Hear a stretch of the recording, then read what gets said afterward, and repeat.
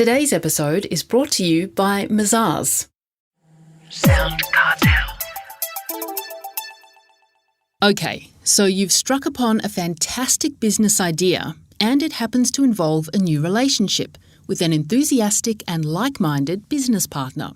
All the stars are aligned and you're both raring to go. But wait a minute, have you considered the consequences if things go wrong? From SoundCartel, I'm Nicole Goodman, and this is Business Essentials Daily.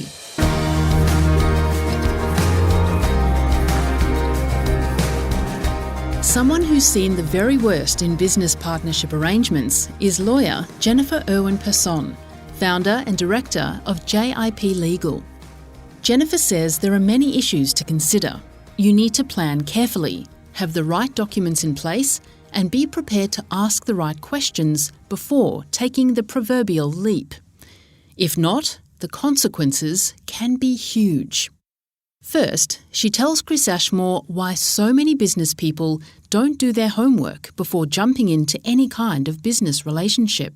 One is the perceived cost of putting in place those documents.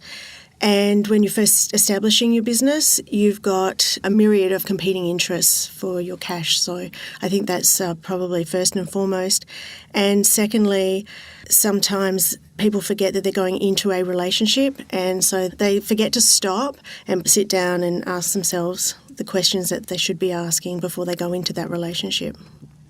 Jennifer, what kind of things can go wrong from a partnership that hasn't done the due diligence? Usually things go wrong when they haven't spoken about things like exit strategies. So people's circumstances change, so they might, for lifestyle reasons, decide to exit, or there's a divorce, separation, death, or worst case of all, they've had a falling out. The other problems that arise is where the two parties haven't thought about, when they first set the business up, the changing roles and how they initially are very clear on what their roles are going into the business, but that changes over time, and they haven't talked about how to deal with those changing roles and how they'll implement those changes, remuneration, decision-making powers. They find they've got different philosophies on a whole range of topics. So it could be quite endless. It could be quite endless. Could you take us through some of the things potential partners should be asking each other before they do commit? One of the first questions I'd be asking each other is, how do you see each other's roles developing over time? We often get a creative person, someone with the creative expertise and someone with sales and marketing expertise, and the creative person's role often starts to ease off after the website's established, the brand's in place, those sorts of things, packaging's done. And then it's like, well, what will be the next input you'll have into the business?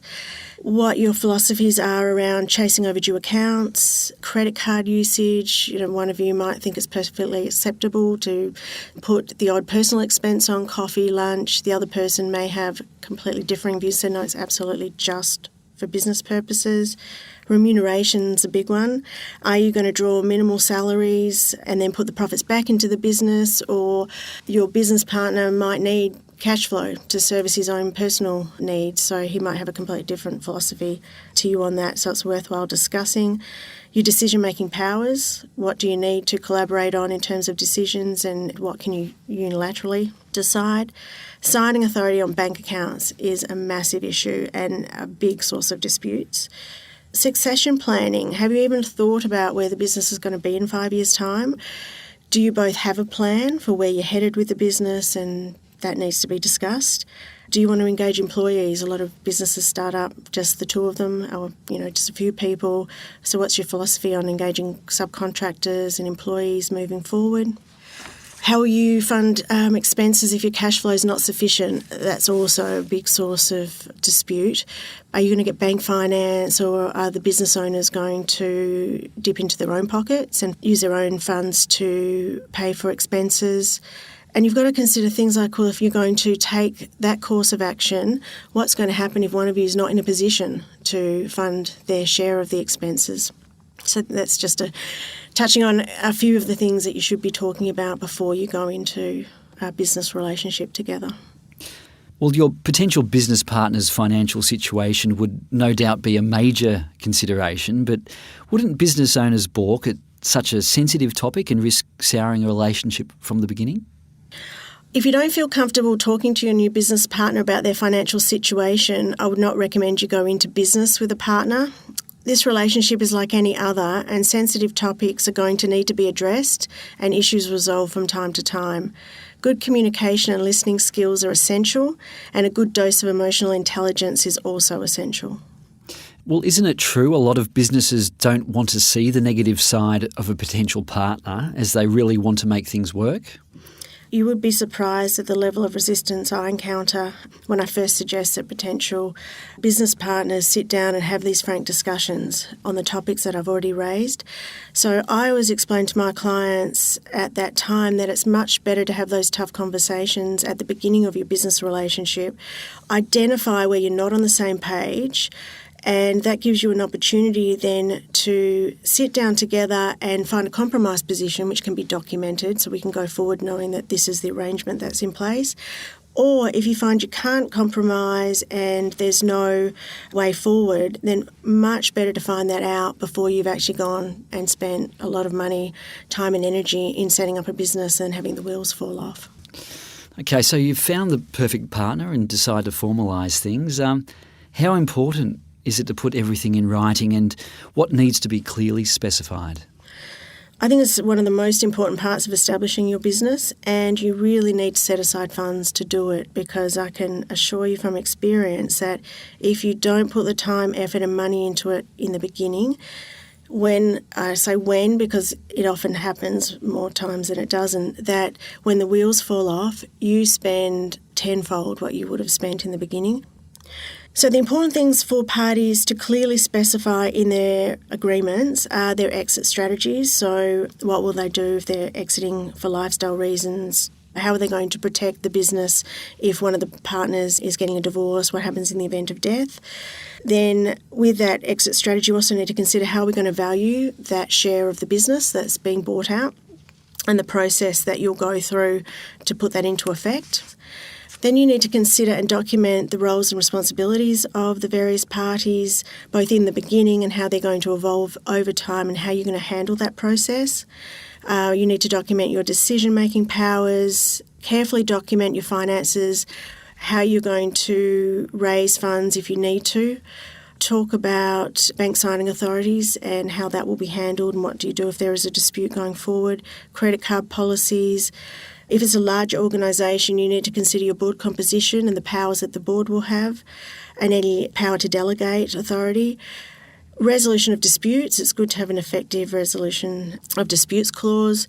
Confidentiality arrangements. Restraints. So do you need to be restraining your senior people so they can't set up in competition if they do decide to exit?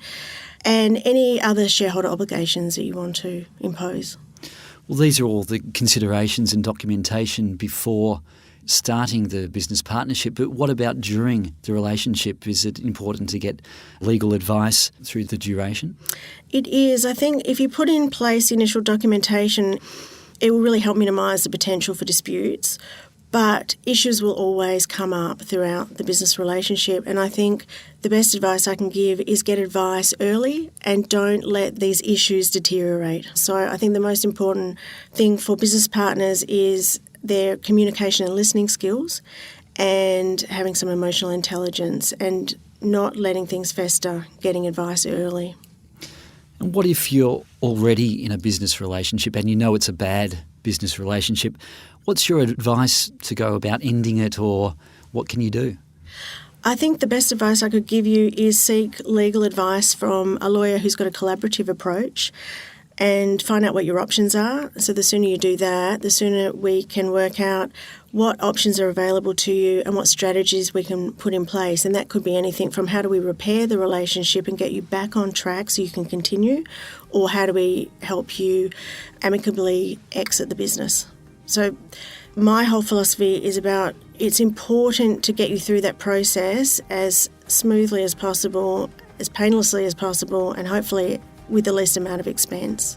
That was Director of JIP Legal, Jennifer Irwin-Persson.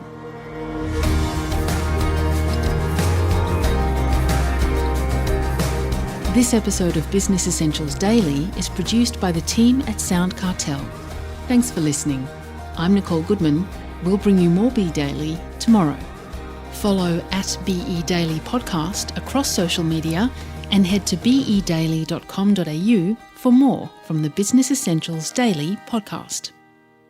SoundCartel. This episode was brought to you by Mazars. To find out more, visit mazars.com.au. That's mazars.com.au.